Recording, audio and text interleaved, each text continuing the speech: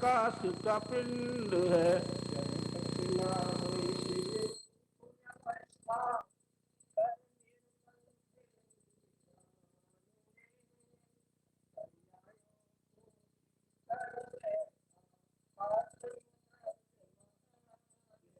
मैं मुनिवर कुंड कुंड में साधु में दर्शाया, वह परंपरा से आदि वीर का मुक्ति पंथ ध्वज लहराया।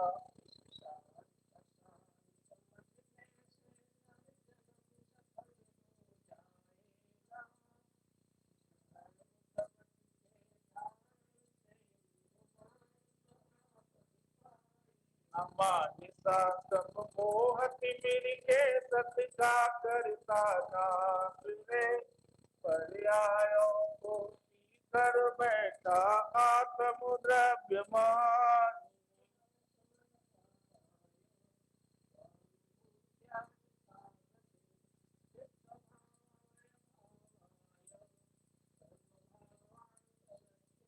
अनंत धर्मण सत्यम सत्यंति सच्चिदात्मना, अनेकांतमय मूर्ति प्रकाशिता।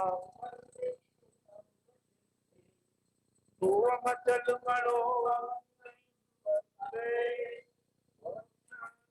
समय पाहुल मिलमो,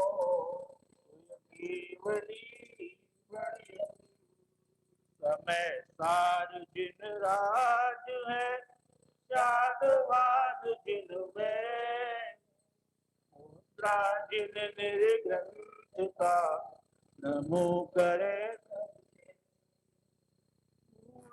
तेरा ही गया जीवा जीवाय पुण्य पावं च, आसव संवरणिजर बंदो मुखो यसम्मतम।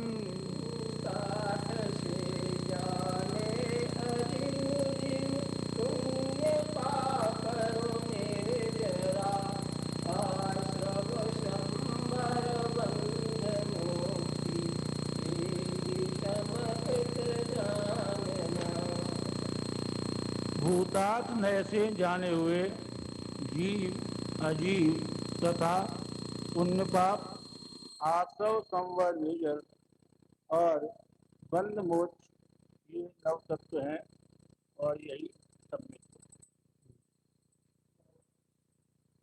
हाँ, कुछ कह रहे थे महाराज जी?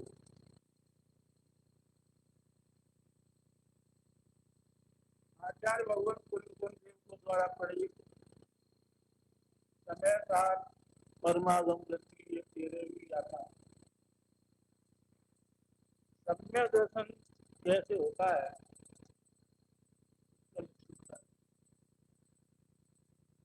और ये कह रहे हैं कि भूतात्म में से जो नव तत्वों को जानता है और नव तत्वों का जानना ही वास्तव में।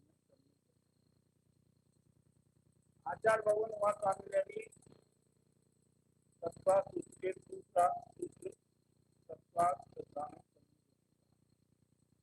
और यहाँ पर आचार्य भगवान कुलकुल देवी तत्वा के सिद्धांत को ही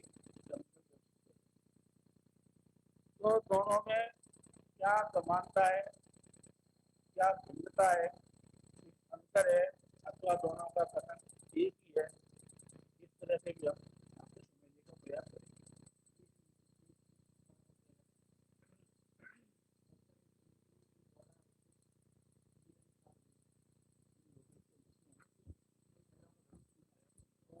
बात ये 13वीं गाथा में दिखा रहे हैं,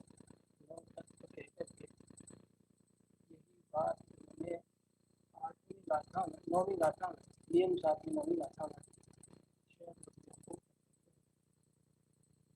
यहाँ तत्वात के रूप में 9 तक, तत्वात के रूप में 6।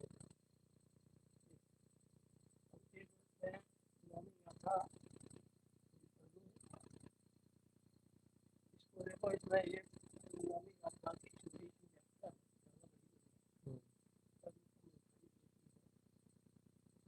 बात का निषेध होगा। आवाज सही नहीं आ रही है, इधर कट कट के आ रही है, आवाज पूरी करो।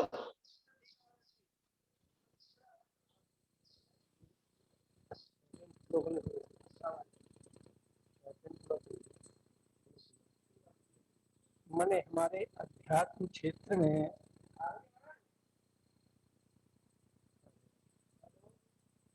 हेलो हेलो, आवाज आ रही है? आवाज फटी फटी आए, थोड़ा सही हो जाती है। पास में बोले तो अच्छी आती है, समझ में नहीं आया दूर से बोलते तो और बहुत पास हो गए। हाँ ठीक है हमारी।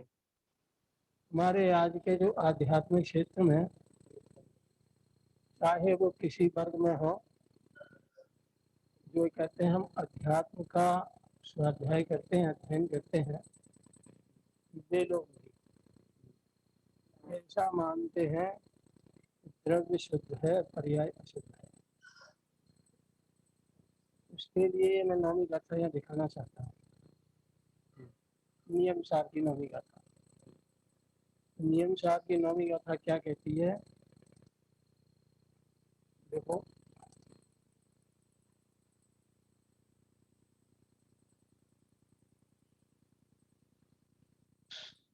गाथा पढ़ता हूँ। जीवा पुगल काया, धम्मा धम्माय काल आयासम, तच्चत्था इति भणिता राणावण पज्य एह संयुक्ता। हिंदी अनुवाद इसका। सत द्रव्य पुद्गल जीव धर्म, अधर्म कालाकाश है, ये विविध गुण पर्याय से संयुक्त सत द्रव्य तत्वार्थ है। माने विविध गुण पर्यायों से संयुक्त है ये जो छह द्रव्य, और इन्हीं को तत्वार्थ कहा। यहाँ तत्वार्थ के रूप में जीव, पुद्गल, धर्म, अधर्म, आकाश का, और 13वीं गाथा में तत्वार्थ के रूप में जीव, पुद्गल, आश्रव, जीव, अजीव, आश्रव, संबर, बंध, निर्जरा, मोक्ष, कुंडता। दोनों गाथाएं हैं एक ही आचार्य की लिखी हुई, कुंद कुंद स्वामी की। और इस दोनों गाथाओं की टीकाकार जो है अलग अलग है। एक नियम सार की टीकाकार है मुनिराज श्री पंत मलधारी देव, और समय सार के टीकाकार है अमृतचंद स्वामी, जयसेन आचार्य, और भी बाद में।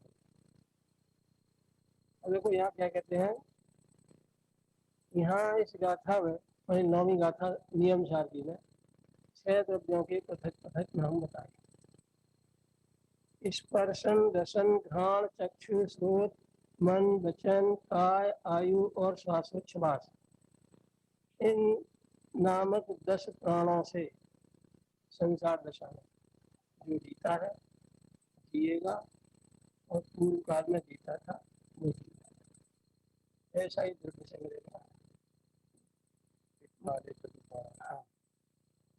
ये तो संसार दशा में 10 प्राणों से जीवित रहने वाले जीव की बात है। मैंने 10 प्राणों वाला जीव, इसको जीव कहते हैं। हाँ, ये संग्रह ने ऐसे कहा है। जरूरी नहीं है कि सभी जीवों के, संसारी जीवों के 10 ही प्राण है। उनके 10 तो उसके भेद की है। हाँ, अत्यंत 4 प्राणों का वर्णन है, 4 का प्राण का वर्णन है। तिक्काले तदुपाणा, 4 के ही 10 भेद किए, और उसके भेद भेद करेंगे तो 10 हो जाएंगे। मुख्यतः से 4 का वर्णन किया गया है। और ये संग्रह है, ये 7 नयों में एक संग्रह नय भी है। ये संग्रह नय का कथन। अब निश्चय नय से क्या कहता है? निश्चय से भाव प्राण धारण करने के कारण जीव है, व्यवहार से द्रव्य प्राण धारण करने के कारण जीव है। ये 2 जीवों की बात नहीं है, एक ही जीव की बात है। एक ही जीव है, एक ही जीव के जीवत्व को दिखाने वाले दो लय। अवस्था भी कर सकते हैं, हाँ है ना, अवस्था ही कहा जा रहा है। हाँ गुरुदेव नमस्ते, कौन सी गाथा चल रही है? जी क्या कह रहे हैं आप? गुरुदेव नमस्ते, कौन सी गाथा चल रही है? गाथा नंबर है, समय सार की है, 13 नंबर की गाथा है, और नियम सार और में नियम सार में 9 नंबर की गाथा, 9वीं नंबर की गाथा है। इसको मैं पढ़ रहा हूँ। 9 नंबर की गाथा इसका को पढ़ वाचन रहा चल रहा है यार, नियम सार का सुनिए। हूँ। हाँ संबंधित है जुड़ी इसीलिए हुई मैंने है, समझना है अपने को। हाँ कुछ शब्दों का फर्क भले ही हो लेकिन अर्थ में कोई फर्क नहीं। देखिए पंडित जी, यहाँ पर ये है, चाहे वो समय सार की गाथा हो, चाहे वो नियम सार की गाथा हो, या किसी भी किस्म की गाथा हो, उन सभी गाथाओं का उद्देश्य है तत्व को समझना। और चाहे वो 7 तत्व के रूप में हो, चाहे वो 9 पदार्थ के रूप में हो, और चाहे वो अपने 6 द्रव्य के रूप में।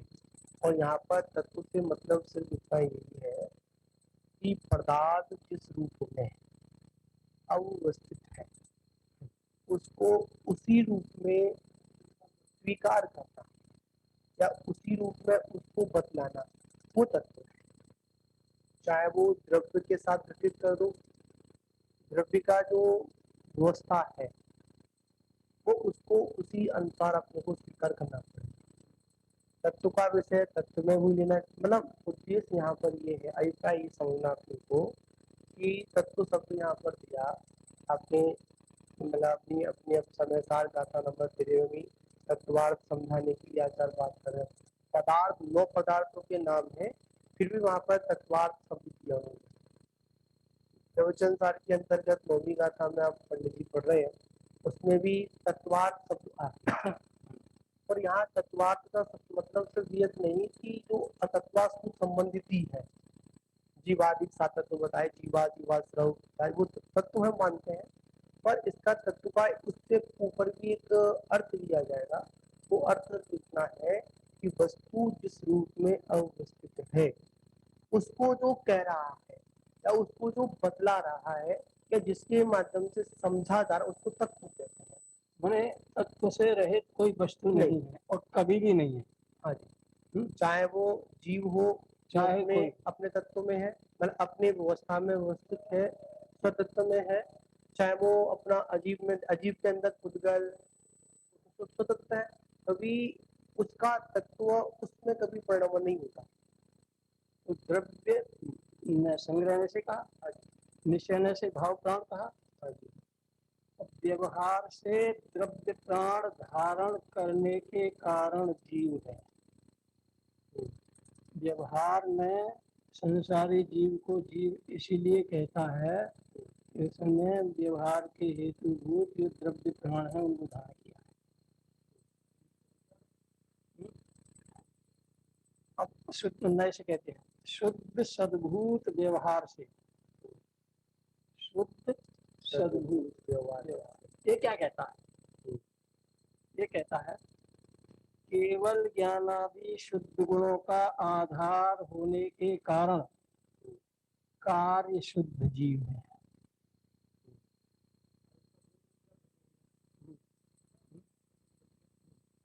और शुद्ध जीव शुद्ध सद्भूत व्यवहार कहता है। शुद्ध सद्भूत व्यवहार यदि जीव में शुद्ध पर्याय को देखे तो शुद्ध गुणों के आधार से देखे। शुद्ध गुणों का आधार होने के कारण शुद्ध जीव है, कार्य शुद्ध जीव है।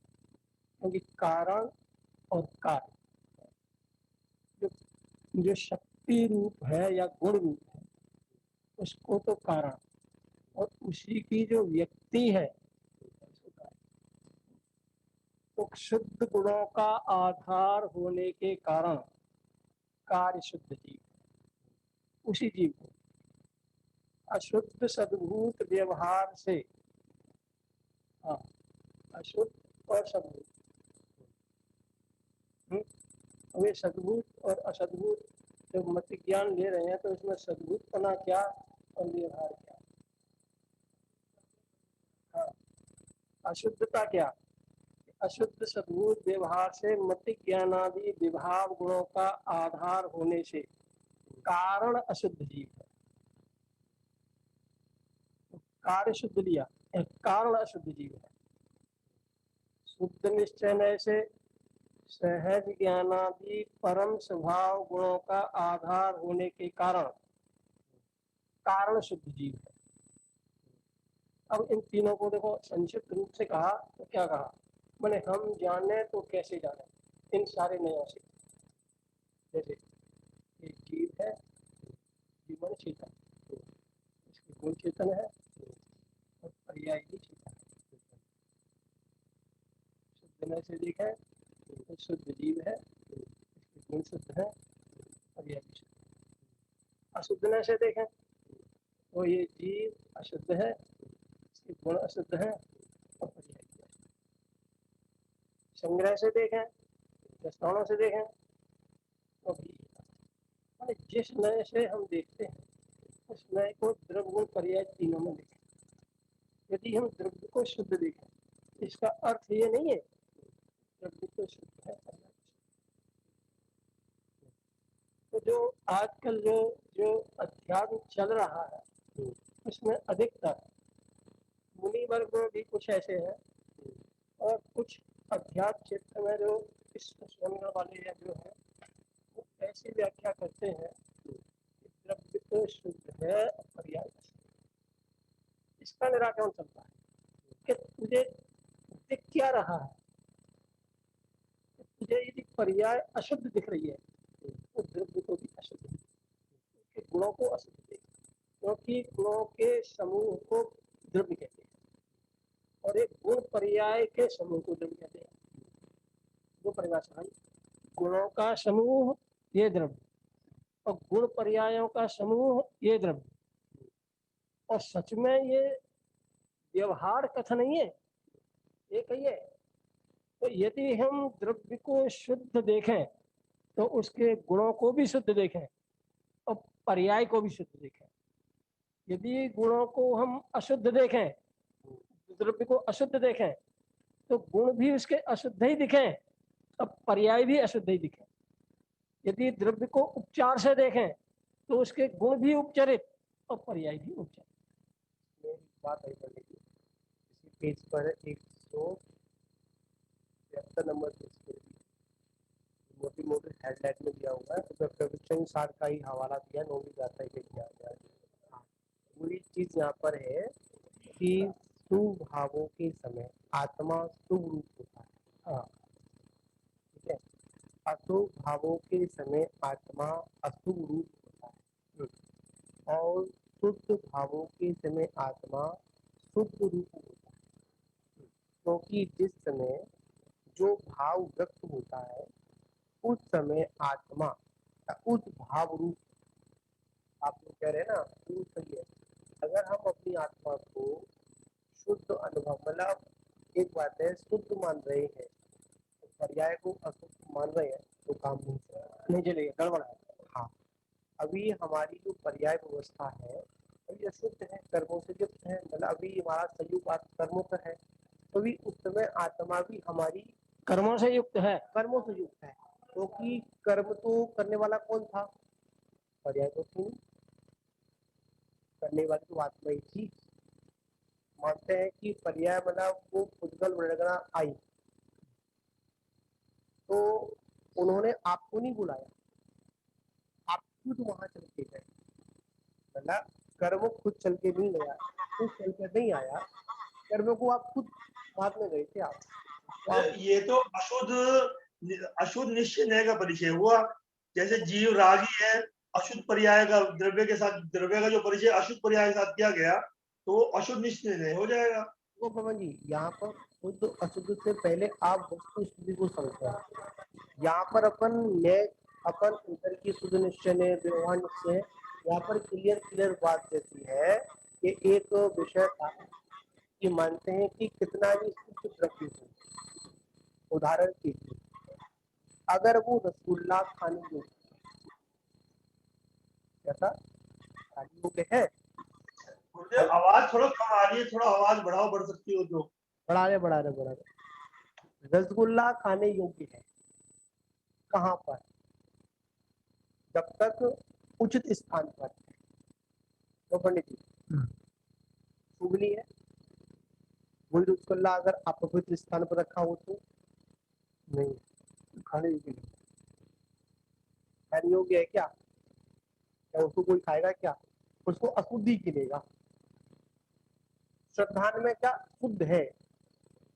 श्रद्धान में क्या है? वो शुद्ध है, मतलब वो तो अलग है, उससे लिप्त तो उसे नहीं है। पर रखा कहाँ पर है? अभी उसकी उपस्थिति कहाँ पर है? अभी उसकी क्षेत्र शुद्धि भी होती है। हाँ, चित्त शुद्धि भी है।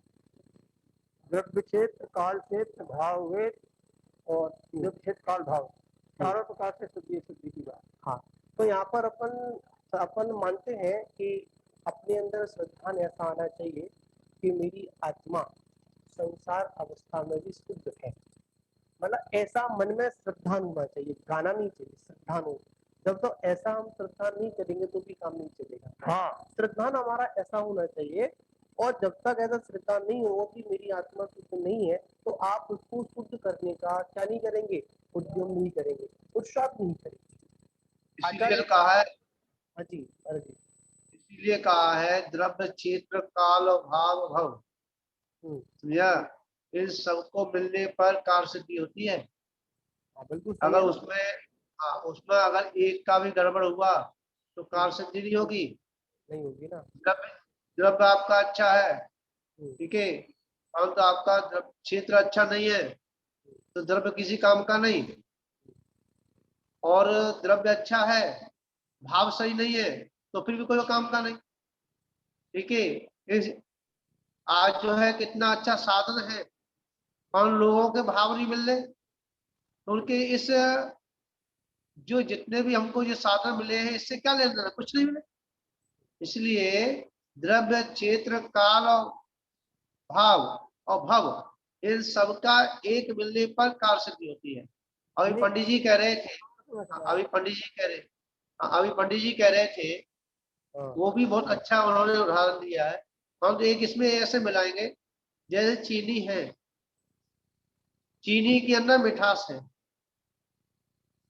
और वह चीनी जब वो पानी से मिलती है, और पानी से मिलने पर पानी मीठा नहीं है, परंतु उसके संपर्क में आने से वह है पानी भी मीठा हो जाता है, ठीक है। परंतु ज्ञानी जो होता है, ज्ञानी देखता है कि ये पानी मीठा नहीं है, परंतु इसमें जो शक्कर है, मिठास शक्कर में है, पानी में नहीं है, ऐसा भेद विज्ञान करता है, तब उसको जो है वो मोक्ष मार्गी कहा जाता है। हम क्या करते हैं कि हम जो है पानी को मीठा कहते हैं, परंतु पानी मीठा नहीं, ये अज्ञान अवस्था है। पानी पानी में है, चीनी चीनी में है। एक मिनट सुनिए, आपने यहाँ पर कहा कि पानी को मीठा कहना अज्ञान अवस्था नहीं। जब तक वह संयोगी अवस्था है तो वहां पर पानी को ही मीठा कहा जाएगा, शक्कर को मीठा नहीं कहा जाएगा, कहना चाहिए। व्यवहार है, व्यवहार है। और अगर ये व्यवहार, कोई अगर ये हाँ कोई अगर सुनो माजी, कोई अगर यहाँ पर ये बोल देगा कि पानी मीठा है, शक्कर को मैं तो नहीं, तो यहाँ पर जो अल्प ज्ञानी है, अल्पज्ञ ज्ञानी है, वो क्या क्या समझ बैठेंगे कि पानी मीठा होता है। शक्कर का मतलब वहां पर आप जो कहना चाह रहे हैं, वहां पर क्या हुआ, जो पानी की जो पर्याय थी उसको मीठी मान ली, पर शक्कर को आपने क्या माना, अलग कर दिया। यहाँ पर दोनों अवस्थाओं को लेकर चलना पड़ेगा, संयोगी अवस्था लेकर चलना पड़ेगा। इसमें कहते हैं योग्योपादान योग्येन दृष्टा स्वर्णता मता द्रव्यादि स्व संपत्ता वात्मनोप्यात्मता मता। दूसरा अपना पूज्य स्वामी का है, तो उसने कह दिया कि जब तक शुभ द्रव्य, शुभ क्षेत्र, शुभ काल आदि की व्यवस्था कारण सामग्री नहीं मिलेगी, जब तक हमारी जो शुद्ध आत्मा है वो शुद्ध होने वाली, मतलब वो स्वर्णता को। एक मिनट में इस पानी के ही संदर्भ में कहना, ज्ञान, श्रद्धान और व्यवहार। ज्ञान में क्या जाना जाए, पानी मीठा है या चीनी मीठी है? और श्रद्धान में क्या स्वीकार किया जाए, सही बात। और व्यवहार में क्या किया जाए। तो व्यवहार जो कहता है उसके अनुसार सच्चाई में ना ज्ञान है ना श्रद्धा है, ना ज्ञान है उसके अनुसार, हाँ ना श्रद्धान है। ठीक है। इसलिए ज्ञान में तो चीनी ही मीठी है, पानी नहीं, पानी मीठा है। ठीक है ना। और ज्ञान और श्रद्धान में भी चीनी ही मीठी है, पानी नहीं। और व्यवहार कथन करता है पानी मीठा है, कोई दोष नहीं, तभी ये बनेगा व्यवहार। मतलब इतना ख्याल हमें रहना चाहिए, ज्ञान, श्रद्धान और व्यवहार। ज्ञान क्या कहता है उसके अनुसार श्रद्धान, और व्यवहार क्या कहता है ये हमारी बोलचाल का व्यवहार, यहाँ पर ये संतुलन बनाए। जैसे अभी हम लोग, मैं भी पहली वाली गाथी पढ़ रहा था, उसमें अभी हम लोग इतनी सारी जो बात कर रहे हैं, पर बार बार उस मंगलाचरण के अंदर और जो भी टीकाकार है, चाहे वो बनाती जाति का लिए कुछ जो भी आया है, अनेक अनेक उनको विद्वानों का भी है, जयचंद छाबड़ा आपकी आवाज उधर नहीं जा रही होगी, आज जारी पूरी जा रही है, छाबड़ा वालों को सबको उसमें आए, उल्लेख उसमें आया है। और बार बार वो अपनी निज आत्मा को, में इसमें आया था कि पदम पेज नंबर देखेंगे अपन, पेज नंबर शायद 3 पर ही दिया हुआ शायद, 3 पन्ना।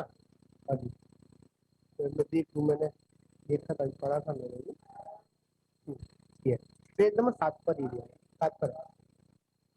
इसमें कह रहे हैं कि पंडित बनासी दास जी ने अपने ध्रुव आत्मा को नहीं, आत्म अनुभूति से सुशोभित, सर्वज्ञता को प्राप्त, चिदानंद में मंग, अनंत और सिद्ध परमेष्टि को नमस्कार किया।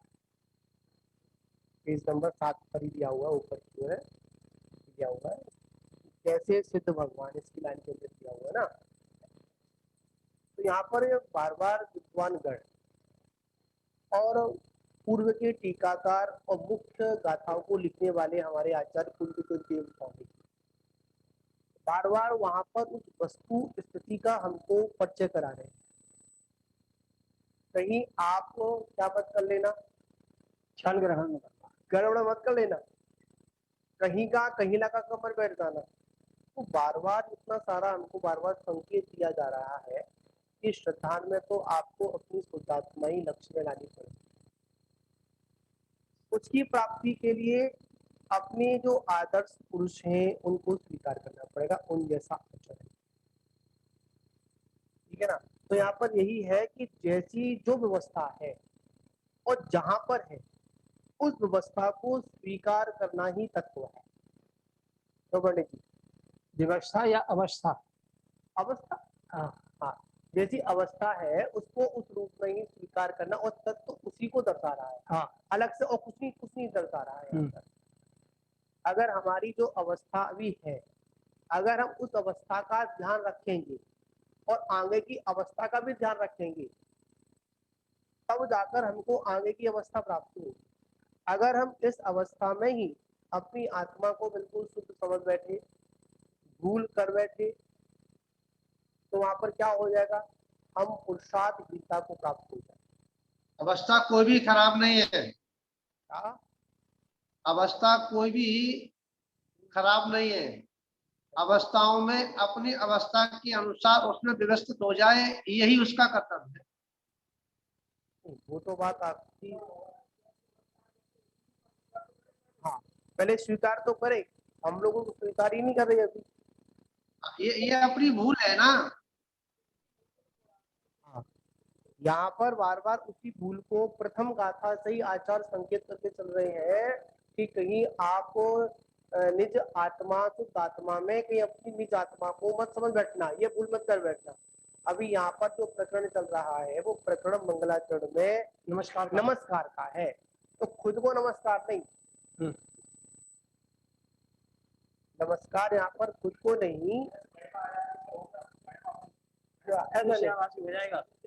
हाँ, तो वहां पर भी गड़बड़ है, वहां पर भी। इसमें बार बार मैंने 2 दिन से पढ़ रहा था इसको, इसमें बार बार यहाँ पे इसमें आया भी था, जो अपने आत्म तत्व से प्रकाशित जो अपने आत्म तत्व के प्रकाश से प्रकाशित हैं। ऐसे कौन है? ऐसे सिद्ध परमात्मा है। अब यहाँ पर अपने ज्ञान से, दूसरे ज्ञान से नहीं है, मतलब अपने ही तत्व आत्म ज्ञान के प्रकाश से प्रकाशित है। ऐसे वो सिद्ध परमात्मा है, उनको नमस्कार किया गया है। तो मेरे को भी अगर सिद्ध बनना है तो स्वयं का प्रकाश करना पड़ेगा। मतलब ये है, अगर हमारा दीपक बुझा हुआ है, जैसा है अभी हमारा दीपक बुझा हुआ है, या उसको भी दीपक की लो इधर उधर जा रही है, उसको व्यवस्थित करना है तो क्या करना पड़ेगा? थोड़ी आग लगाकर उसको प्रज्वलित करना। एक लोक व्यवहार में कहते हैं कि दीप से दीप जलते हैं, पर यहाँ पर ये नहीं ले लेंगे, अंश वाला प्रकट नहीं लेंगे। यहाँ पर कथन से ये है कि उनकी प्रकाश जो आत्म प्रकाश है, जो आत्म ज्ञान का जो प्रकाश प्रज्वलित हुआ है, उसी प्रकार मेरे को भी अपना आत्म ज्ञान का प्रकाश प्रज्वलित करना है। तो क्या ऐसा नहीं, प्रज्वलित तो है, पर क्या अभी उस पे आवरण है? क्या है? अगर अपन यहाँ पर ये पकड़ ले लेंगे मेरे को प्रकाशित करना है, मेरे को जलाना है, तो यहाँ पर कुछ ऐसे लोग भी समझ सकते हैं, अर्थ निकल सकता है, चलो उसके सारे से जला लिया, क्या पहले मंद था? इसको दृष्टि को रखते हुए भी आचार्य कहते हैं आपका आत्म प्रकाशित जागृत तो था, पर क्या उस पे आवरण था? उस आवरण को हटा दोगे, वैसे वैसे आपका आत्म प्रकाश प्रकाशित होता रहेगा और आपको आत्मा का क्या होता रहेगा? यथा योग्य अनुभव और अनुभूति होती है। हाँ, यथा योग्य लगाना पड़ेगा पंडित जी। एक जो सिद्ध भगवान अपनी आत्मा को देखते हैं, ठीक है? ऐसा है। हाँ जी, सुनो महाराज, हाँ जी, जैसे जिस चीज की जो अवस्था है, जैसे किसी व्यक्ति को बुखार आया है और उसको गर्म पानी देना है, तो वह व्यवस्थित है, व्यवस्था उसकी सही है। और उसने अगर ठंडा पानी ले लिया तो व्यवस्था उसकी बिगड़ गई क्या? तो इसीलिए जिस जीव ने मनुष्य पर्याय में आकर के, ठीक है, इतना पुरुषार्थ किया, अब इतना पुरुषार्थ आगे के लिए नहीं करना। जितना पुरुषार्थ इस जीव ने निगोज से यहाँ तक निकलने में इतना पुरुषार्थ किया है, इतनी मेहनत की है, अब मेहनत करने की आवश्यकता नहीं है, अब संभलने की या और व्यवस्थित होने की आवश्यकता या हम क्या कर, अब मेहनत नहीं है। किया नहीं है ये निगोज से नहीं। यहाँ तक आने का पुरुषार्थ नहीं किया, पुरुषार्थ हुआ है, वो अज्ञान दशा में हुआ है। वास्तव में पुरुषार्थ तो ज्ञान दशा में होना है, अब करना है। वो तो पुरुषार्थ यहाँ उसी का नाम है जिसे अब हम करेंगे। और जो मैंने ये कहा, कर्माश्रित या पराश्रित पुरुषार्थ है, वो तो पराश्रित है, वो तो पुण्य पाप के अधीन है। नहीं मैंने पता ही नहीं है। यहाँ ये कहा, इस जीव ने यहाँ तक आने में जितनी मेहनत की है, अब मेहनत करने की आवश्यकता नहीं है। उस मेहनत से उसने जो दुखों को महसूस किया है, अब महसूस करने की आवश्यकता नहीं है। अब वो दुख में भी सुख की अनुभूति करे तो मोक्ष मार्ग है। अब इस निगोद से अब तक हमने कर्म चेतना और कर्म फल चेतना ही चेती हैं, और उसी पुरुषार्थ में ये जीवन चला गया। अब यहाँ ज्ञान चेतना में चेतना है और इसका पुरुषार्थ करना है। ज्ञान चेतना माने शुद्ध नए से आत्मा को देखना। तो यही अभी तक यही तो नहीं देखी। इसी बात तो यहाँ कहा जा रहा है कि मनुष्य पर्याय ही एक ऐसी है जो अपना इस जीव आत्मा का निर्णय कर सकता है। तो पूर्व में जो कुछ हो गया उसकी चर्चा करने से, विस्तार में जाने से कोई फायदा भी नहीं है। ऐसा नहीं। हाँ, वो ऐसा नहीं वो तो व्यतीत हो गया, लेकिन ऐसा अब नहीं जो हमें आगे का भविष्य करना है उसमें पुरुषार्थ करना है। वो पुरुषार्थ क्या है, ये पहले इसकी जानकारी यथार्थ हो तो पुरुषार्थ भी सम्यक ही होगा। और उस यथार्थ जानकारी के लिए ये कुंद स्वामी ने 13वीं गाथा समयसार की, 9वीं गाथा नियमसार की, इसमें व्यवस्था दिखाई है और उसमें द्रव्य गुण पर्याय तीनों को दिखाया है, और तीनों को शुद्ध भी दिखाया और अशुद्ध भी दिखाया। अब शुद्ध देखने से शुद्धता की प्राप्ति होगी, इसीलिए यदि हमें शुद्ध देखना है, शुद्धता की प्राप्ति करनी है, तो शुद्ध नय को प्रकट करने का पुरुषार्थ करना है। बैलेंस बना के चलना पड़ेगा पंडित जी, क्या बैलेंस बना के चलना पड़ेगा। महाराज जिसने जी, सुनो, यही बैलेंस है। बैलेंस माने इसका सुनने की कोशिश करो। बैलेंस का अर्थ ये है कि हम द्रव्य से, द्रव्य को द्रव्यार्थिक न पर्यायार्थिक न दोनों से, और ये दोनों है प्रमाण स्वरूप, प्रमाण से वस्तु को जाने। बैलेंस नाम प्रमाण से जानने का है, लेकिन एकांत होने का भी इसमें एक महत्व है। प्रमाण से जान करके शुद्धने से अपनी आत्मा को ग्रहण करना, तब ये रत्नत्रय का जन्म होगा। इसीलिए बैलेंस देखिए पंडित जी, देखिए जिस व्यक्ति का जन्म जो है किसी धनात्म के यहाँ हुआ है, ठीक है, और उस धनात्म ने अगर गलती कर दी, उस बच्चे ने गलती कर दी, या किसी प्रकार से उसकी भौतिक वस्तुएं उसके सामने हट गई, है, बड़ा परेशान होगा। और जिसने गरीब के घर में जन्म लिया है, उसने सब कुछ अनुभव कर लिया है और सुख दुख को भोग लिया है, उसके बाद में उसने अगर त्याग किया है, ठीक है, और फिर आगे बढ़ता है, आगे बढ़ करके अगर संभलता और कहता है अगर मैं अभी नहीं संभला और कोई गलती मेरे से हो गई, तो पीछे जितना मैं परेशान होके आया हूं ना, उससे ज्यादा मुझे परेशान होना पड़ेगा। उससे फल मिलता है, उसको निकार मत दो, पीछे भी देखना है, पीछे देख करके आगे बढ़ना है, पीछे मुड़ के गिरने की कोशिश नहीं करना, बस इतना ही है, पीछे भी देखना। अब आप इसी उदाहरण को अध्यात्म में घटाइए। हाँ, इसी जो आपने उदाहरण दिया है, इसको अध्यात्म में घटा करके बताइए। आप करो। अध्यात्म माने जिसमें आत्मा मुख्य होती हो, जिसमें शुद्ध ने प्रकट होता हो, उसका नाम अध्यात्म है। तो जो उदाहरण आपने दिया है, इस उदाहरण से हम अध्यात्म कैसे साधें, ये और बताओ। अध्यात्म से भी ये समझेंगे, अध्यात्म से समझ में नहीं आई क्या कह रहे हैं? बता रहे, हम बता रहे वो समझेंगे। आवाज स्पष्ट नहीं आ रही है। आवाज समझ नहीं आ रही होगी। समझ में स्पष्ट नहीं आ रही है। आपने जो भी उदाहरण दिया है, पीछे मुड़कर नहीं देखना, पीछे का ध्यान रखना है, पर पीछे नहीं जाना है, इसको अपन अध्यात्म में कैसे घटित करेंगे इसको अपन? मैं तुमसे ये पूछ रहा हूँ, एक बात सुनो, आप सीढ़ी चढ़ते हो, मानते हैं, आप पीछे मुड़ के नहीं देखते, पर आपके ख्याल में है कि हम अगर हम नहीं समझे तो पीछे सीढ़ी, हम नीचे कितनी सीढ़ी छोड़ के कहाँ गिरेंगे जाकर के? आप बैलेंस बना के क्यों नहीं चलेंगे? महाराज जी, ये आगे और पीछे की व्यवस्था है ना, ये लोग व्यवहार में और संयोगी अवस्थाओं में तो समझ में आती है, लेकिन हमें जिस आत्मा में चलना है, जिस आत्मा का ज्ञान श्रद्धान करना है, उसमें आगा पीछे कहाँ देखें? वो तो एक ही वस्तु है। यहाँ तो आगे पीछे देखने के लिए आंखें भी हैं, पीछे देखो आगे देखो मुंह पलट जाएगा। उसमें क्या है? जिस शुद्ध चैतन्य का अनुभव करना है, उसमें आगे क्या है और पीछे क्या है, और कौन देखे, कैसे देखे? वो जो आप कह रहे हैं वो अपनी जगह पे अध्यात्म अलग से सही कह रहे हैं, परंतु जो मैं कह रहा हूँ, अगर मैं व्यवहार अध्यात्म दोनों लेके चल रहा हूँ, और दोनों लेके चलेंगे बैलेंस, व्यवहार दोनों का बैलेंस लेके चलना, उसका श्रद्धान व्यवहार बने से ही करना। उसका श्रद्धान निश्चय अपने से करोगे तो ये बात नहीं बनेगी।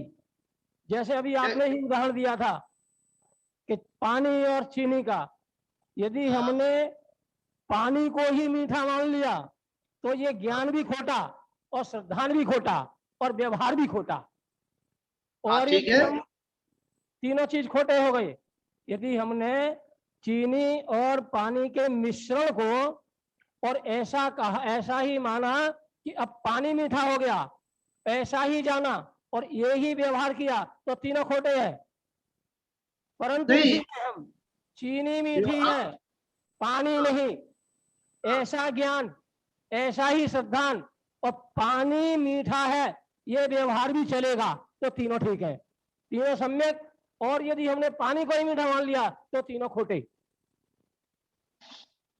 तो नहीं, मैं ये कब कह रहा हूँ क्या क्या तीनों को अलग नहीं देखना चाहिए।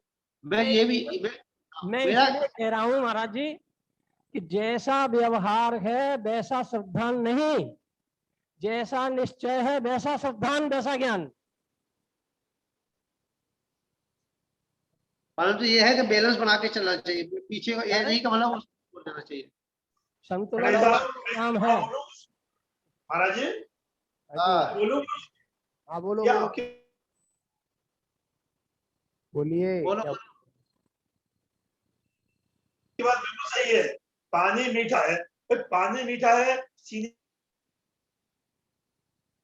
आपकी आवाज दिक्कत बहुत करती है पवन जी। के संयोग से, और चीनी भेद विज्ञान इसी का नाम तो है, पर चीनी का पानी बिना पानी के शरबत बना के देखो इनकी सहयोगी पवन जी, पवन जी, बिना चीनी के शरबत बना के देखो बन ये जाएगा। तीनों नहीं सुनो, बिना मेरा चीनी के मतलब शरबत उसी बना के कैसे है, देखो। अपेक्षा है कि अगर हमने चीनी मानते हैं चीनी के अंदर मिठास है, परंतु पानी के अंदर गुण पानी है। को मीठा मान लिया। हाँ तो ये है ना कि अगर हमने पानी को मीठा उसके चीनी के संयोग, चीनी का अलग देखा, पानी को अलग देखा, उनकी सहयोगी देखिए तो उसको मानना पड़ेगा, उसको मानना पड़ेगा, शरबत तो नाम देना पड़ेगा उसका। अवस्था को अलग देखा, हमारे तीनों शुद्ध हमारे अशुद्ध अवस्था है इसी का वो। नाम भेद विज्ञान है। भेद विज्ञान कोई अलग चीज थोड़ी है, अगर हम ऐसा भेद विज्ञान करते रहेंगे लगातार तो ये तो मोक्ष मार्ग की परिपाटी कोई अलग थोड़ी है। मैं गलत कब कह रहा हूँ, अलग अलग मानना भी चाहिए।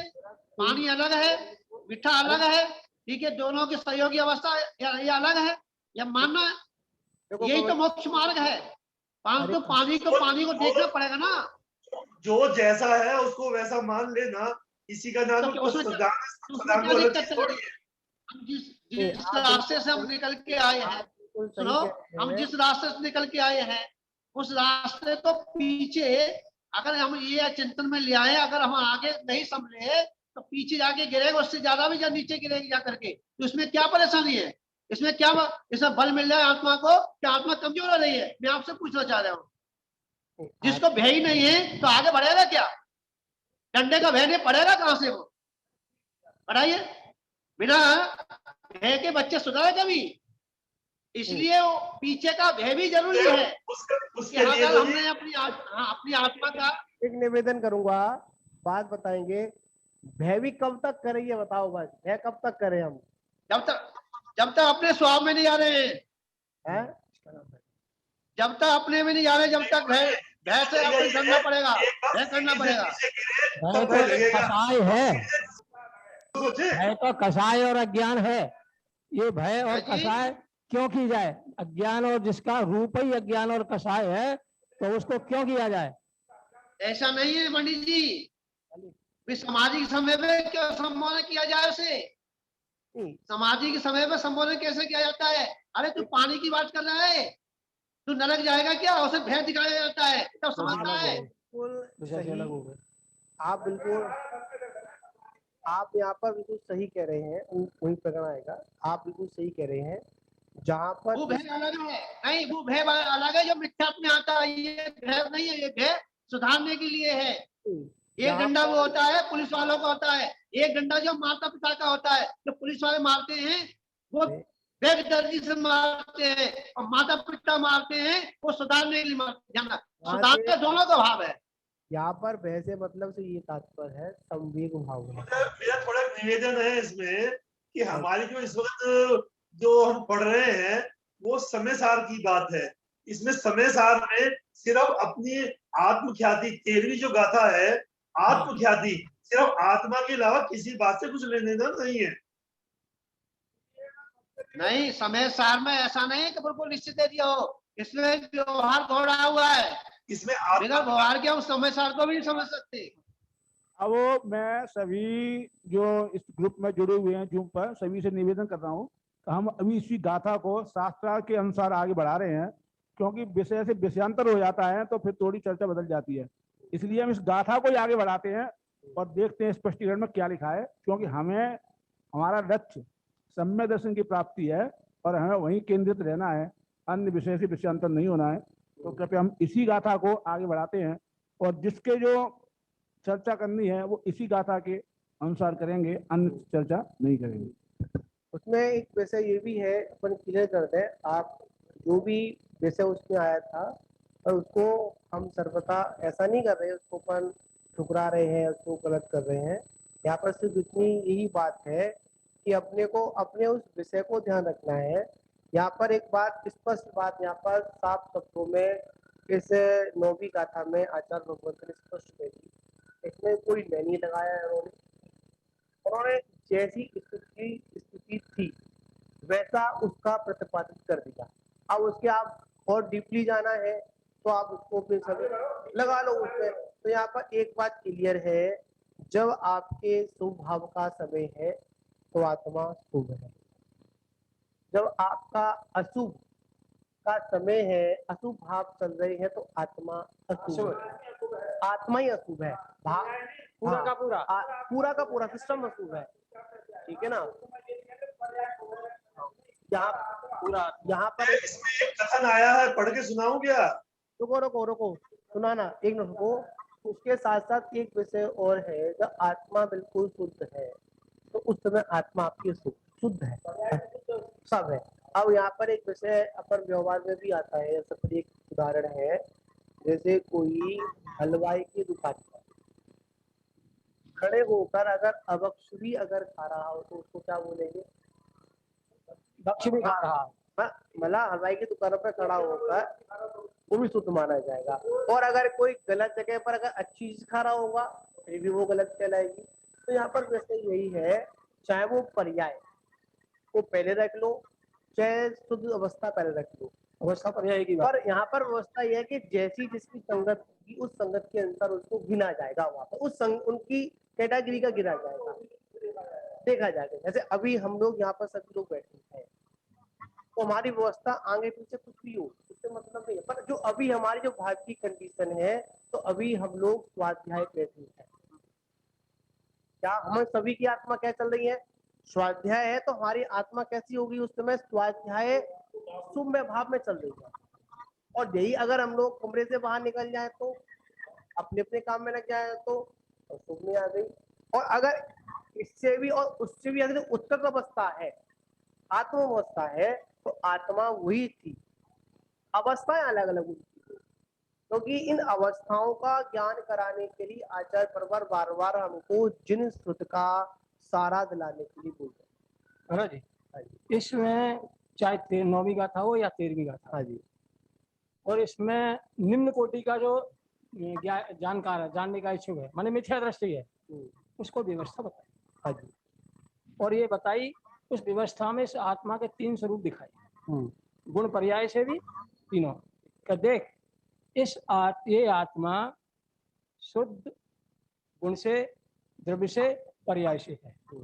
ये ही आत्मा अशुद्ध द्रव्य से, गुण से, पर्याय से भी है। और शुभ रूप भी यही आत्मा द्रव्य से, गुण से, पर्याय से है। अब तुझे सम्यक्त की प्राप्ति करनी है तो इन तीनों दृष्टियों में से कौन सी दृष्टि से तेरे को सम्यक्त की प्राप्ति होगी? क्या शुभाशुभ से? मैं आत्मा को शुभ द्रव्य गुण पर्याय से देखूं, आत्मा को अशुद्ध गुण द्रव्य पर्याय से देखूं, या इस आत्मा को शुद्ध द्रव्य गुण पर्याय से देखूं तो सम्यक्त की प्राप्ति होगी।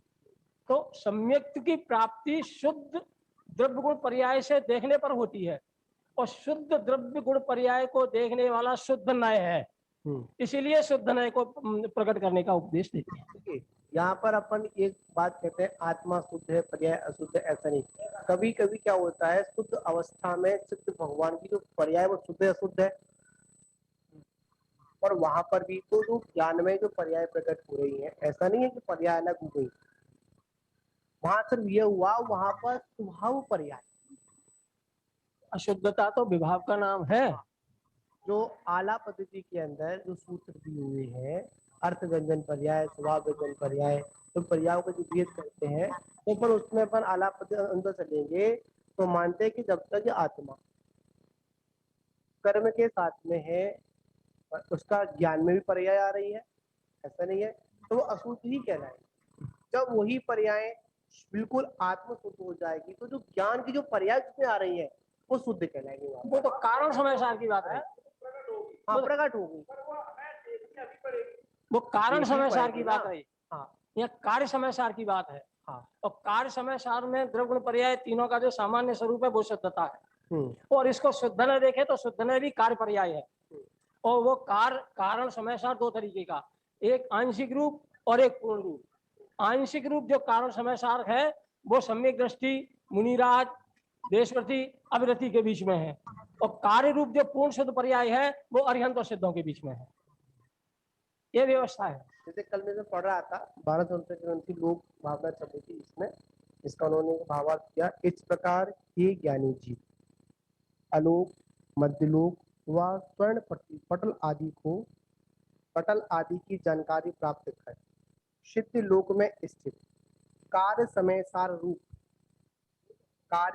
सार के रूप का मन में श्रद्धान कर, ठीक है,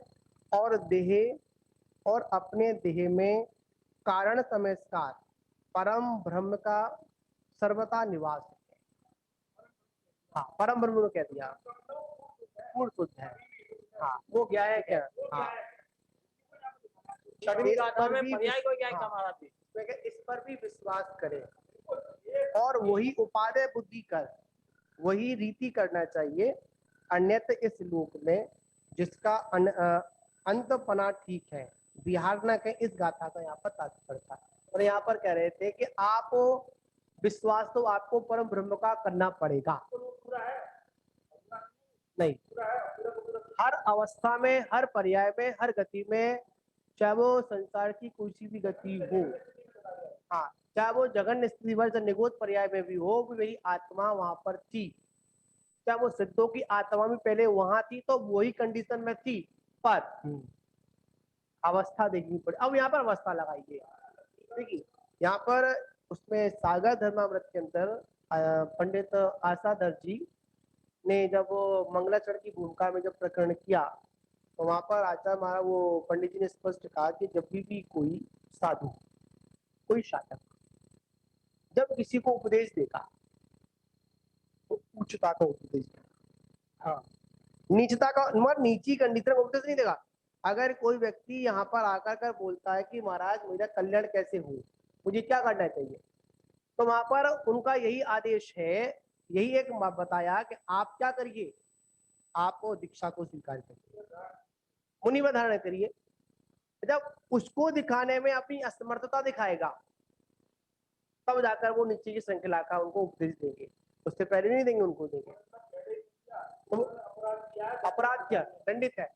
तो यहाँ पर आचार्य महाराज की, हाँ यहाँ पर आचार्य देव भी स्पष्ट यहाँ पर आपको परिचय करा रहे हैं कि आपको सबसे पहले आपकी शुद्ध आत्मा से भान कराया।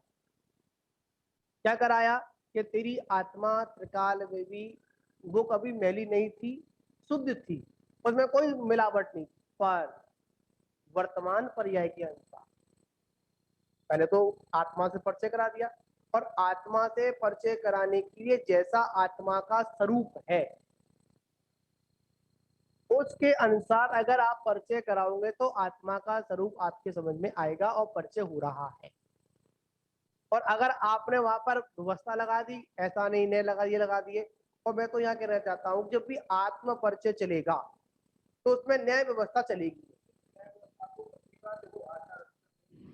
हाँ हाँ इसमें एक कोटेशन आई है, मैं बताऊं आपको। हाँ जी, क्या है कोटेशन है, बताओ आप बताओ। ये है,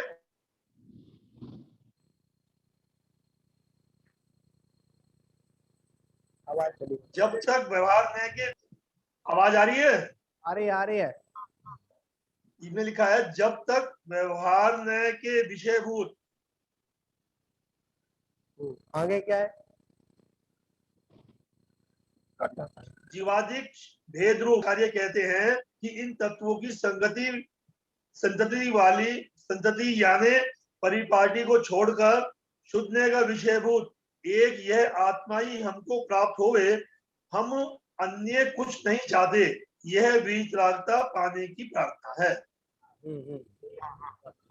देखिए यहाँ पर तो कहता हूँ आपको, देखो न्याय का मतलब है कथन शैली, ने का मतलब है दृष्टि, कथन शैली है।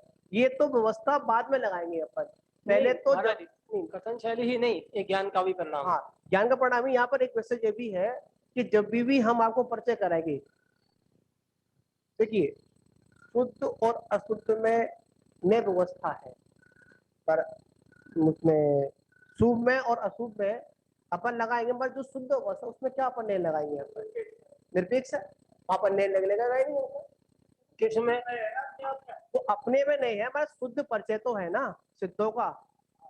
जब भी हम अपनी आत्मा का परिचय करेंगे, अगर अपना वहां पर अगर परिचय में ही अगर हम लोगों ने नहीं लगा लिया, जैसे किसी ने कहा कि कहाँ रहते हो, कहाँ का निवास है आपका, आपने कहा फिरोजाबाद, ठीक, सामान्यता से फिरोजाबाद। अब इसमें कहाँ, कौन सा मोहल्ला, किसके पास, कैसे, क्या जी डिटेल है, ठीक है।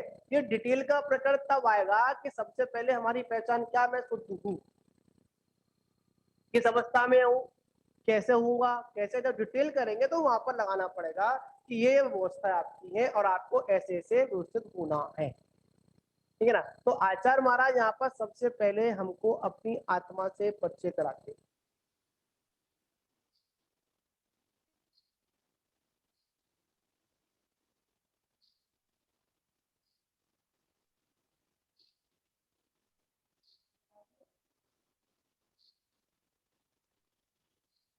आवाज चली गई।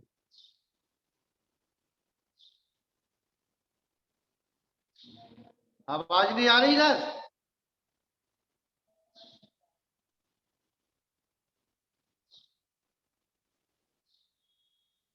हेलो, हाँ आ गई, ठीक है। नहीं आ रही है जी।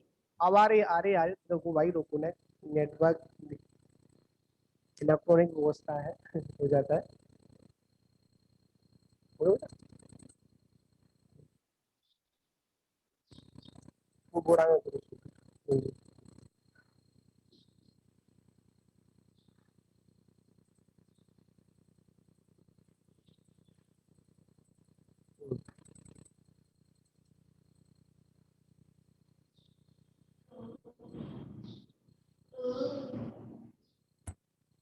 हाँ अभी है,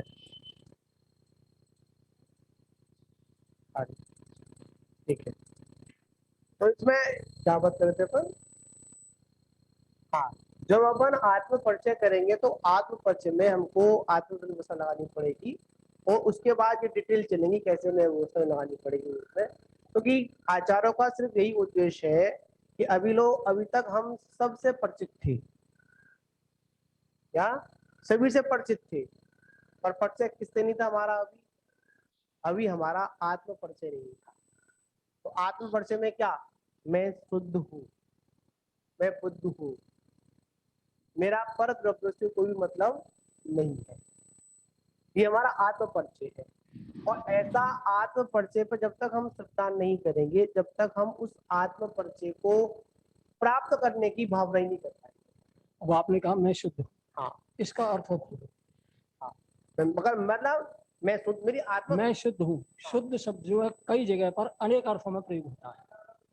हाँ, मैं शुद्ध हूँ, पहला शुद्धता की स्वीकृति, ठीक है। तो इसका अर्थ क्या, मैं जीव हूँ अजीब नहीं, मैं जीव हूँ कर्म नहीं, मैं जीव हूँ देह नहीं, बिल्कुल, मैं जीव हूँ इंद्रियां नहीं, ऐसी शुद्धता को स्वीकार करना ये शुद्ध है।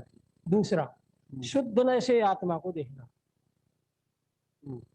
शुद्ध नय, पहले तो नय से ही देख लो, शुद्ध नय किसे कहते हैं, कि शुद्ध नय से कहते हैं जो शुद्धता को देखता है।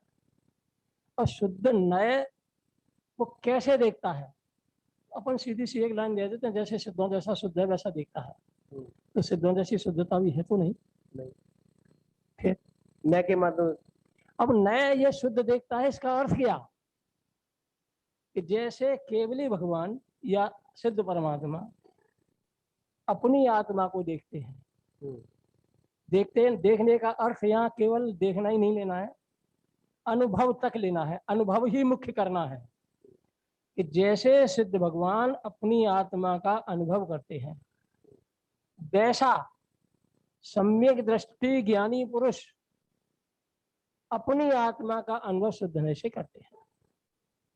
शुद्धने से अनुभव करते हैं इसका मतलब ये नहीं है, एक उदाहरण के सहारे से मैं बात कर दूं नहीं, जैसे एक कोई व्यक्ति है और वो अपने ससुराल में रहता है, इसीलिए रहता है कि इसके वृद्ध सास ससुर की सेवा करने वाला कोई नहीं है, और वो व्यक्ति बहुत अच्छा सुसंस्कारित है, इसीलिए अपने माँ बाप का भी ख्याल रखता है।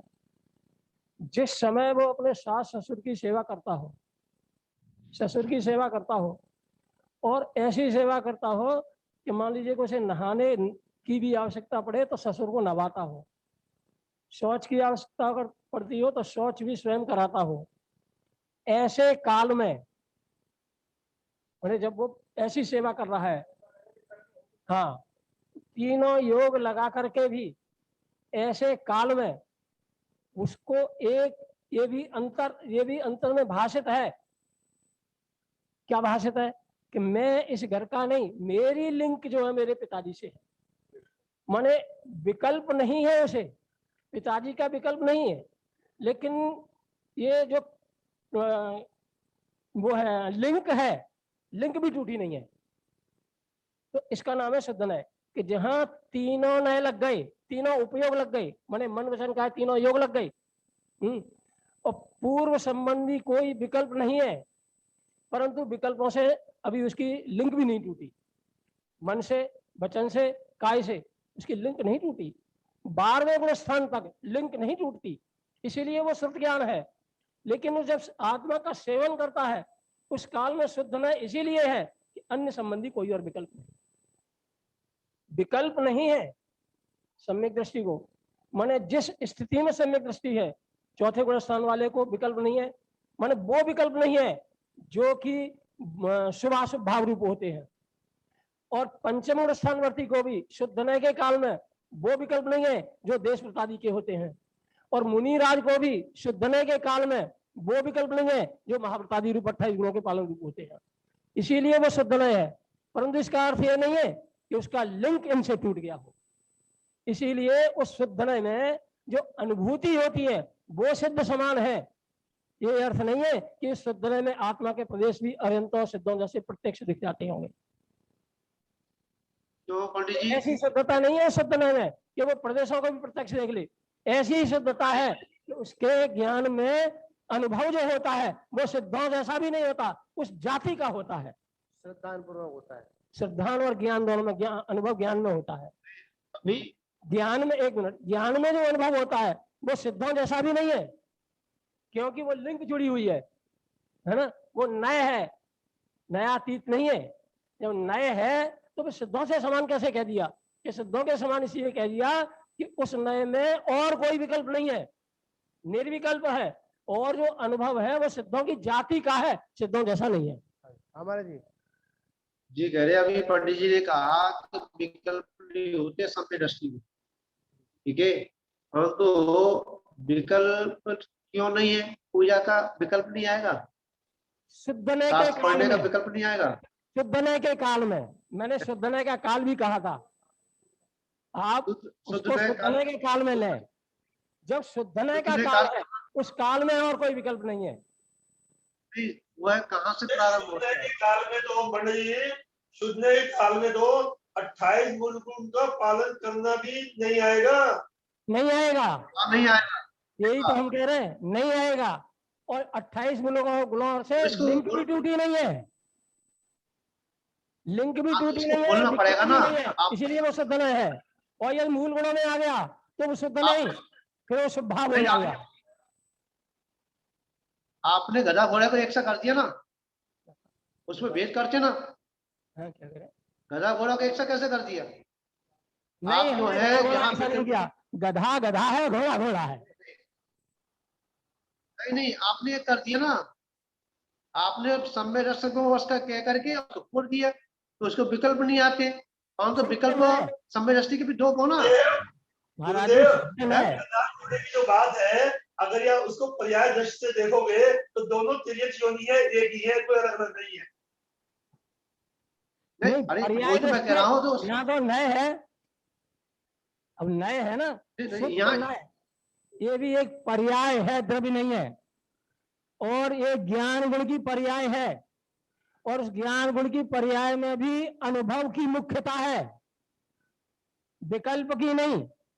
लेकिन विकल्प से पूरा लिंक टूटा भी नहीं है, वो इतना नहीं। गौण है कि विकल्प नहीं है, अनुभव है। सिद्धों जैसा भी नहीं है, सिद्धों की जाति का है। ये अनुभव मुनि राजा को अंतर मुहूर्त में 6 से 7वां गुण स्थान ये बनता है। देशमति को ये चीज 15 दिन में कम से कम एक बार ऐसा बनता है शुद्धनय, और अविरत सम्यक दृष्टि को 6 महीने में एक बार यदि ऐसा शुद्धनय ना हो तो उसका चौथा गुण स्थान भी खत्म। पंडित जी यही तो गड़बड़ हो जाती है, यही पर ये गड़बड़ हो जाती है। शास्त्रों की बात तो यही है महाराज, गड़बड़ नहीं है। थोड़ा सुनो, सही समझने की कोशिश करो। जब हाँ समझने की कोशिश करें तो काम चलेगा। कि जब हम समय दर्शन की बात करते हैं तो जो चौथे स्थान वर्ती जो श्रावक हैं वो इसी बात को लेकर बैठ जाते हैं कि निर्विकल अवस्था हमारी है। आप एक बार हाँ एक बार जो सुनो, आप भी बोलिए। 144 गाथा समय सार की, 144 नंबर की गाथा समय सार की आत्मघाती टीका, उसका हिंदी अनुवाद ऐसे है कि सम्यक दर्शन, सम्यक ज्ञान, सम्यक चारित्र तीनों एक ही साथ में होते हैं। तीनों कहाँ होते हैं वो? आत्मा की परिणति में ही होते हैं, आत्मा में ही होंगे, पुद्गल में तो होंगे नहीं। तो जो इसको जो ये यहाँ ये खोलो ना, कौन से गुणस्थान से प्रारंभ होता है? गुणस्थान की बात नहीं है यहाँ। यदि चौथे गुणस्थान में सम्यक तो होगा तो चौथे में, 5वें में होगा तो 5वें में, और 7वें में होगा तो 7वें में। चौथे गुणस्थान में चारित्र है ही नहीं है, सम्यक दर्शन में नहीं होते। सम्यक तो चरण है वो चारित्र चरण नहीं है वो। सम्यक के साथ में है तो सम्यक्त्वाचरण, वो चारित्र की बात है। चारित्र और कषाय दो चीज है। अरे भैया एक मिनट महाराज जी, पंडित जी, जिसको हम मात्र भी चारित्र नहीं है, जिसको अवृत्ति है वो, भी कहते हैं। अवृत्ति है तो आ जाएगा। बोलो नहीं, यहाँ पर वहां सम्यक चरण को आप चारित्र चरण कर रहे हैं, गड़बड़ हो जाएगी महाराज जी। मिथ्या दृष्टि जी सम्यक दृष्टि होगा। आया है तो अधिक जल के निवास से वो अवस्था उसकी बाह्य अवस्था कैसी है? वो एक महाव्रती की भी हो सकती है, एक देशव्रती की भी हो सकती है, एक अव्रती की भी हो सकती है। यदि महाव्रती की है तो पहले से 7वां गुण स्थान जाएगा। इतनी ऊंची छलांग और किसी गुण स्थान में नहीं, और किसी में ऐसी ताकत नहीं है। देशव्रती की छलांग 5वें गुण स्थान तक जाती है, और अव्रती की अविरत गुण स्थान तक जाती है उसकी जिसके पास व्रत कोई नहीं है। नहीं सम्यक के अधिकारी तीनों है। इस चीज को जो है सम्यक्ता चरण को और चारित्रा चरण कहेंगे तो यहाँ झगड़ा होता है? फिर नहीं होगा, समझ में झगड़ा नहीं होता, ना समझ में झगड़ा होता है। तो अव्रती का चारित्र को कह देंगे तो हो जाएगा, नहीं हो जाएगा? अभिरति उसके पास अभिरति है, मैं कुछ कहूँ, एक अभिरति चारित्र नहीं है, और देश संयमी का जो देश संयम है वो चारित्र नहीं है। महाव्रतियों का जो सकल संयम है वो चारित्र नहीं है। क्या कह रहे हैं पवन जी? पवन जी क्या कह रहे हैं? पवन जी की आवाज कट जाती है। मैं इस बहुत बढ़िया उदाहरण दिया है। क्या उदाहरण दिया आपने? उदाहरण क्या है? जैसे समुद्रादि जल के निकास से जल सूर्य ताप आदि के कारण च्युत होकर उड़ा फिरा, फिर वह ढीला होकर गिरा। तो देखिए यहाँ पर सारी बात बिल्कुल सही है। तो वह वन में अनेक जगह भ्रमता है, उसमें आ मिलता है। उसी प्रकार आत्मा भी अज्ञान मोह द्रव दृष्टि से पवन जी, द्रव दृष्टि से निगोदिया की अनेक संसार। हाँ तो वो ये कह रहे जैसे जल का उदाहरण इसमें बताया ना, इसी तरीके से आत्मा भी अज्ञान चारित्र की बात आ गई। हाँ वो अव्रती के अंदर चारित्र की बात आएगी पंडित जी, यहाँ पे ये बात है। आप मेरी सुनो, आप सुनिए, दोनों एकदम निवेदन। आत्मा भी आदि अनेक संतापों से अपने स्वभाव से च्युत हुआ भ्रमण करता, कोई सुयोग पाकर भेद विज्ञान रूप नीचे मार्ग से अपने आप अपने को लाता हुआ अपने स्वभाव रूप विज्ञान घन में आ मिलता है, इसी का नाम मोक्ष है।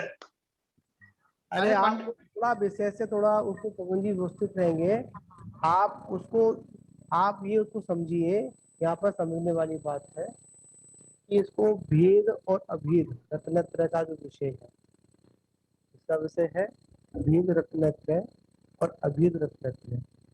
जब अभेद रत्नत्रय की बात करेंगे तो दर्शन ज्ञान चारित्र युक्त एक साथ होंगे, उसमें कोई भेद प्रभेद नहीं है, सब अभेद नहीं है। जब अपन भेद रत्नत्रय की बात करेंगे उसमें सम्यक दर्शन, सम्यक ज्ञान और सम्यक चारित्र, ठीक है ना। तो अपन जब भेद रत्नत्रय की बात करेंगे तो भेद रत्नत्रय के अंतर्गत देखा जाएगा तो जब सम्यक दर्शन होगा और सम्यक ज्ञान युगपत बताया, सम्यक दर्शन और सम्यक ज्ञान को युगपत बताया, ठीक है। उसके बाद में उन्होंने चारित्र का वर्णन पंचम गुण स्थानवर्ती और छठम गुण स्थानवर्ती की आगे की श्रृंखला में उनको बढ़ा दिया।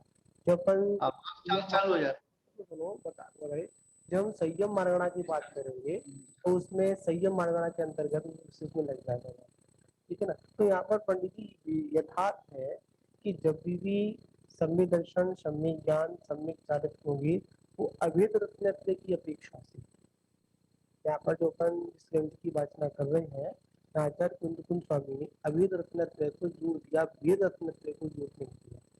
अभेद रत्नत्रय ही मोक्ष मार्ग है।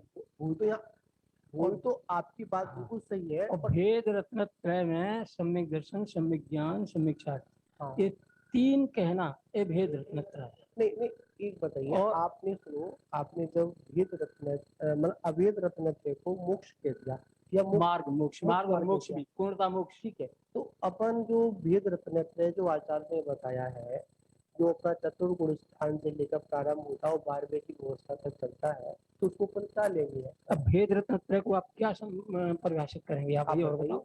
आप बताओ कि उसको क्या लेंगे। नहीं पहले आप ये चर्चा में रखो कि भेद रत्नत्रय क्या है और अभेद रत्नत्रय क्या बताइए। हाँ आप बताओ। आप बताओ जो बुद्ध बताऊंगा आप बताओ, तो आप क्या समझ रहे हो। भेद रत्नत्रय माने भेद सम्यक, भेद ज्ञान और भेद चारित्र। भेद सम्यक ए नवतत्वार्थ का शब्द है, व्यवहार सम्यक स्वपर के भेद विज्ञान में लगा हुआ उपयोग, ये भेद ज्ञान जिसे कहते हैं, ये व्यवहार सम्यक ज्ञान।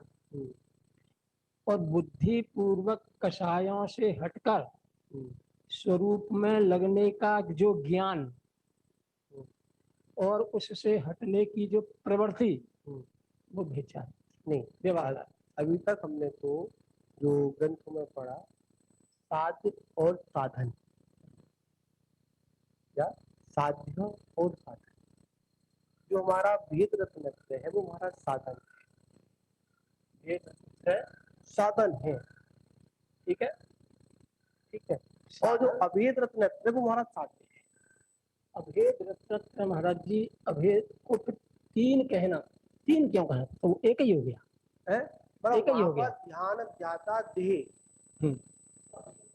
विकल्प नहीं है, वो जो विकल्प है वो भेद रत्नत्रय है। वो तो कह रहे हैं, वो तो यहाँ पर महाराज जी भी वही कह रहे हैं कि जो विकल्प मतलब ये है कि जो चतुर्गुण स्थानवर्ती है, अगर हमने क्या होता है कभी कभी हम एक सामान्य भाषा बोल देते हैं, सामान्य भाषा में से बोला कि मोक्ष मार्ग, पढ़ने शास्त्री ने बोला था कि दर्शन ज्ञान चारित्र एक साथ होंगे, है ना। तो यहाँ पर विषय मानते हैं कि हम लोग अपने गुण संग लगा लेंगे, हम लोग समझ लेंगे कहाँ पर बात की जा रही है, कौन सी बात कहाँ की जा रही है।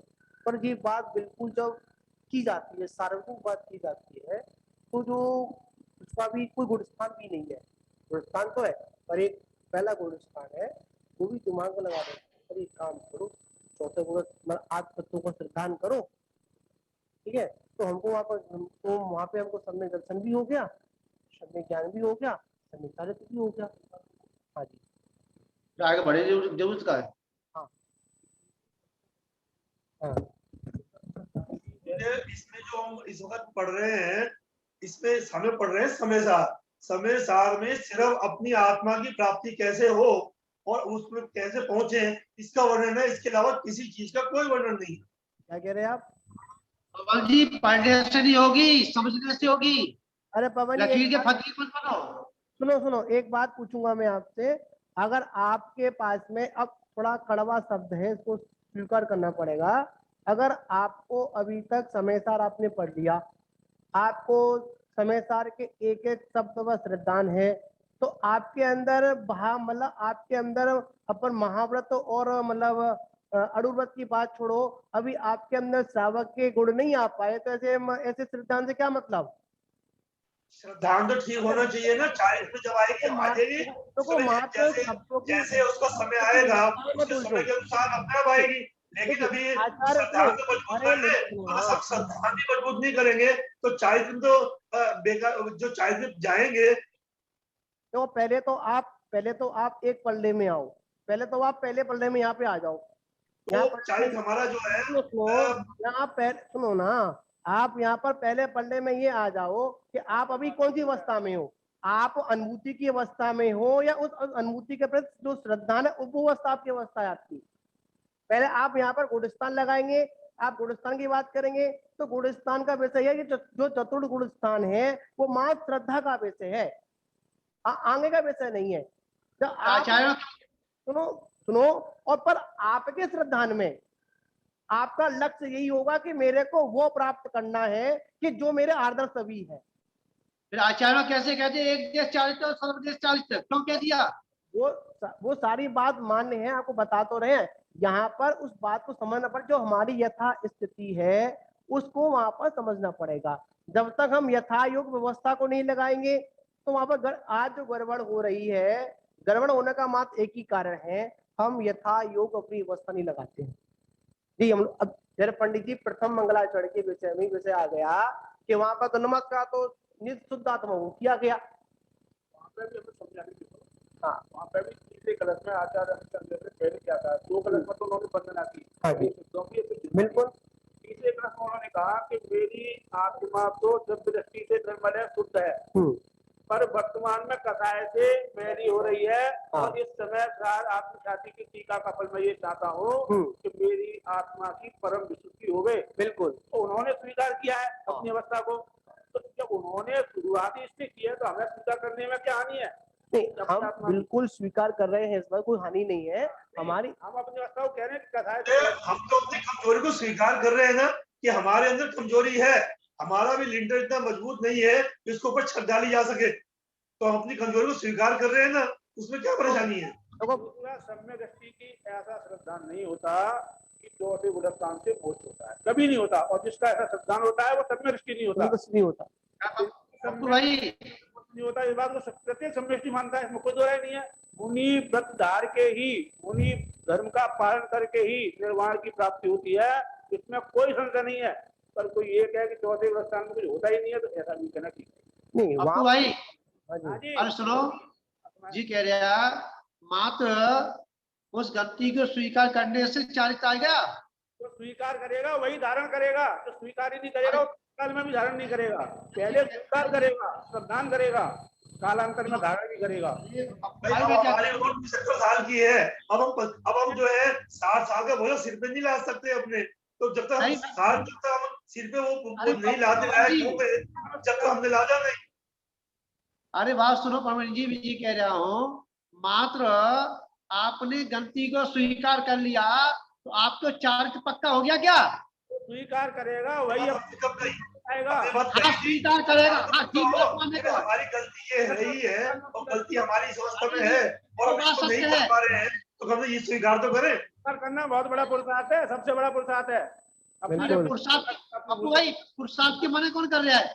पुरुषार्थ तो है गलती को स्वीकार करना ही, ताकि चारित्र की ओर बढ़ने का कदम है, ये बात मान्य है। परंतु ये बात भी ठीक है, चारित्र में हम नहीं बढ़ पा रहे हैं, लेकिन हमें मालूम है कि हमारे में चारित्रिक कमजोरी है, हम उसको नहीं उठा पा रहे हैं अभी। उसमें क्या कमजोरी है? कमजोरी है, चारित्र ही हो गया तुम्हारा, बहुत हो रहा है। यहाँ पर हो गया। अपनी थोड़ी बात करेंगे, फिर उसको ब्राह्म करेंगे। यहाँ पर बिल्कुल सही बात है, महाराज जी का भी उपवर दोनों बोल रहे हैं। जरूर है, सुनो महाराज जी। हाँ जी महाराज जी हाँ जी। सुनो, हाँ जो भी चर्चाएं हो रही हैं कोई एक दूसरे की मलिनता लेकर के ना जाए, नहीं नहीं, क्योंकि पहले तो- चर्चा है, चर्चा में अच्छी भी होती है, बुरा, हाँ, किसी को बुरा नहीं लगे। बिल्कुल नहीं, ऐसा कुछ नहीं है। नहीं, हाँ, बिल्कुल यहाँ पर बिल्कुल निर्मल ये भाव से देखो, करो। बिल्कुल, यहाँ गुरुदेव, तो एक बड़ी माफी चाहता हूँ, आपके मन में ये चर्चा है वो अपनी आपके मर्जी मन में ये जो आई हमारी क्यों? ये बात आनी नहीं चाहिए। उसको दूर करने के लिए जो जितनी भी जो यहाँ चर्चा कर रहे हैं उनका सही उद्देश्य कसाय है भाव से नहीं, कि कसाय कसाय भाव को भाव काटने नहीं के है, लिए। अपनी जो भूल है उसको मिटाना है। उसे मिटाना है। बिल्कुल निकालना बस कहीं। हाँ, और एक बात और यहाँ पर है, महाराज जी बोलते हैं, सुनो, मैं ये कह रहा हूँ गुरुदेव, आपके मन की बात और एक बात सुनेंगे, यहाँ बड़ी महत्वपूर्ण बात ये वाली है। यहाँ पर बात है, चारित्र सम्यक, मतलब चारित्र वही स्वीकार करेगा जो अपनी जो अनादिकाल की गलती को स्वीकार करेगा, और जिसको अपनी गलती का भान ही नहीं है, तो आचार्य जिसको अपनी गलती का भान ही नहीं है तो वो चतुर्गुण स्थान वर्ती भी नहीं। बिल्कुल नहीं है। यही सम्यक चरण है, यही सम्यक चरण है, गलती को स्वीकार करना सम्यक चरण है। अब जैसे एक मान्यता आती है श्वेतांबर मत में हम्म, कि वो घर में झाड़ू लगाते लगाते केवल ज्ञान हो गया, ऐसी मान्यता किसी भी समय व्यक्ति की नहीं होती। नहीं होगी, ऐसा नहीं होगा। लगाते लगाते हमें केवल शुद्धात्मानुभूति हो जाए और केवल ज्ञान, पर कोई कहे कि शुद्धात्मानुभूति होती ही नहीं है, ऐसा भी नहीं है। तो वही क्योंकि एक बात यहाँ पर विषय भी है, लगाते लगाते नहीं होती है, पर लगाते लगाते श्रद्धान होता है, सिद्धांत की बात ही है, सिद्धांत में मुख्य है। श्रद्धान होता है, क्योंकि वहां पर भी सिद्धांत की कुमारी उसके हर समय रहती है। देखिए, जो एक यहाँ पर विषय है, अब यहाँ पर थोड़ा एक गृहस्थ के लिए आ गया, एक मुनराज आहार ग्रहण कर रहे हैं, तो वहां पर भी उनको छठवां सातवां गुण स्थान मिल रहा बिल्कुल होता है, है, वहां पर भी उनको वेद विज्ञान चल रहा है, बिल्कुल होता है। अरे आत्मानुभूति होती है वहाँ पर। आत्मानुभूति होती है, बनेगा होती है वहां पर, मतलब यही है। वहां पर ये होती है। अब यहाँ पर पंडित एक बात कहेंगे, आत्म अनुभूति या आत्म अनुभूति श्रद्धान, ध्यान तो है पक्का, हाँ आत्मभूति सिद्धांत होगा, है जी, ध्यान में भी अनुभूति रहती है। आत्मभूति सिद्धांत होगा सम्यक दृष्टि को। आगे का विषय पर फिर लेंगे, क्योंकि समय बहुत ज्यादा हो गया, 9:30 बज गया, ठीक है ना। बात तत्व की बात है, समय ऐसी निकलता है, अच्छी भी बात है। हाँ, पेटी सागर काट देते हैं वो, तेजी सागर काट देते हैं, क्या तो हम 1.5 घंटे में घड़ी भी देख लेते हैं घंटे में, और वहां तो घड़ी देखने का मौका ही नहीं है उनका। सागर तक लगे रहते हैं। और हम तो एक बात कहते हैं, ये सारी चीजें हम जो कर रहे हैं, करने का मात्र एक उद्देश्य है कि हमारी अंतरंग में निर्मलता है, वो दूर हो जाए। हाँ, और समय का सदुपयोग होगा। हम जो यहाँ हैं, समय का बैठे होते घर में या आप लोग नहीं होते, तो वही परिणाम जो चल रहे हैं, जो बाहर का जो माहौल है, उससे क्या कहीं ना कहीं आत्मा, घर आ जाओ, हमारे की तरफ आ रहा हूँ। ठीक है ना। बोलिए जिनवाड़ी माता की जय। हाँ। श्री